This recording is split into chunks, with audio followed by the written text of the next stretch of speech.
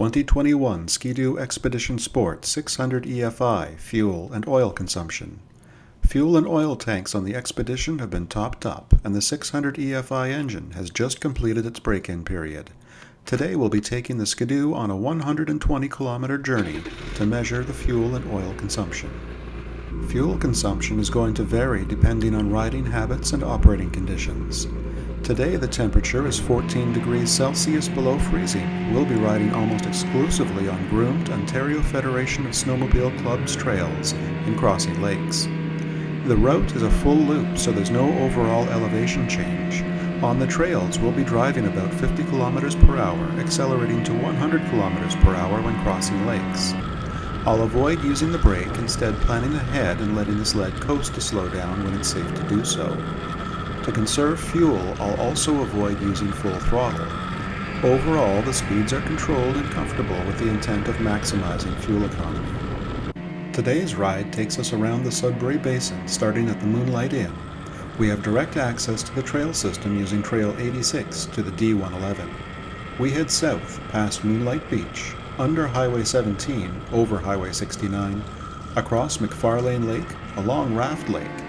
Then we jump on the C108D, which takes us westbound through Kivy Park and onto Long Lake.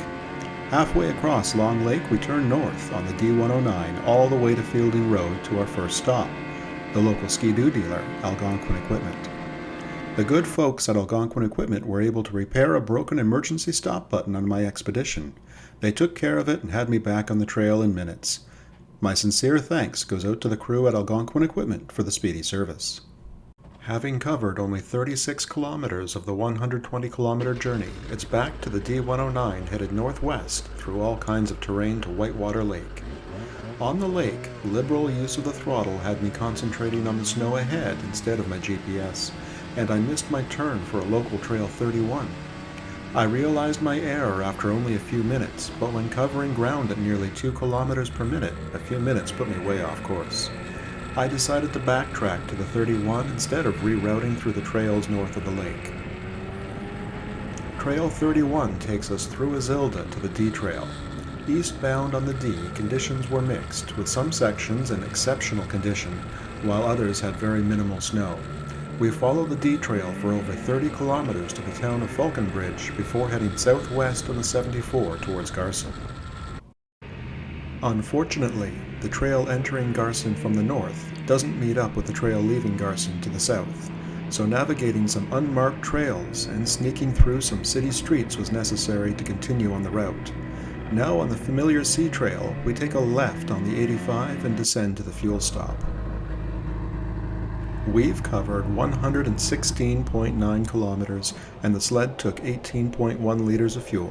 With a full tank, we backtrack the 85 and jump on the D111 southbound to wrap up our journey. Arriving back at the start point, the trip meter now reads 122.8 kilometers, and the oil tank took 400 milliliters of Ski-Doo XPS full synthetic oil. All said and done, the Expedition used 15.5 liters of fuel per 100 kilometers. Its 36-liter tank gives it a range of 232 kilometers. Oil consumption is 326 milliliters per 100 kilometers, so its 3.4-liter oil tank should last just over 1,000 kilometers, or about 4 tanks of fuel. Let's wrap this up by enjoying some footage of the Expedition Sport traveling through Northern Ontario.